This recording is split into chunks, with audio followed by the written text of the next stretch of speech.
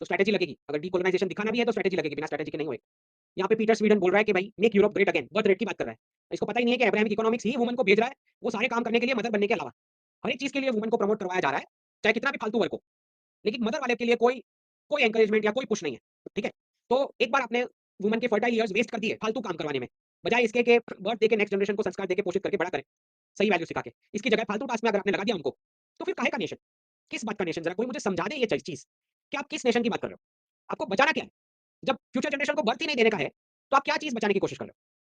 तो जैसे ही अगर आपको वुमन को फालतू टास्क में बिज़ी करने का है 10-10 घंटे के लिए, वो भी अननोन पर्सन के under as an employee, not enterprising मैं चाहता हूँ सब एंटरप्राइजिंग करें, जैसे एंशिएंट भारत में होता था, जिसमें woman shoulder to shoulder work करती थी, पूरी फैमिली वर्क करती थी।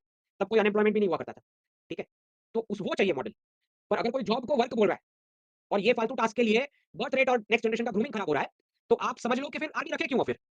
मुझे बताओ ना फिर आर्मी का काम क्या है? जब बचाने के लिए कुछ है ही नहीं। जब नेक्स्ट जनरेशन का बर्थ ही नहीं होने का है, तो बॉर्डर पे आपको क्या बचाने का है? कोई मुझे समझाए कि बॉर्डर पे फिर आर्मी खड़ी क्यों है? मतलब किस लिए? आपको फोर्सेस चाहिए क्यों फिर? जैसे आपने वुमन को फालतू टास्क पे लगा दिया, उसके बाद कोई सिक्योरिटी की जरूरत ही नहीं है कंट्री को, क्योंकि फ्यूचर जनरेशन का बर्थ ही नहीं जब होने का है, तो बचाने का क्या है? एग्जैक्टली खाली जमीन का टुकड़ा बचाना है, उसके लिए मरना क्यों है? तो मेरे तो समझ के बाहर है ये क्या इनका अब्राहमिक इकोनॉमिक्स चलता है। फिर अब बोलते हैं कि बर्थ नहीं है, ये पीटर स्वीडन, इनके समझ में नहीं आ रही कि ये क्रिश्चियनिटी से ये हो रहा है, वन लाइफ वाले कॉन्सेप्ट से। ये पूरा अब्राहमिक इकोनॉमिक्स मॉडल आया कहाँ से? वन लाइफ कंजम्पशन मॉडल से आया ना, क्रिश्चियनिटी से।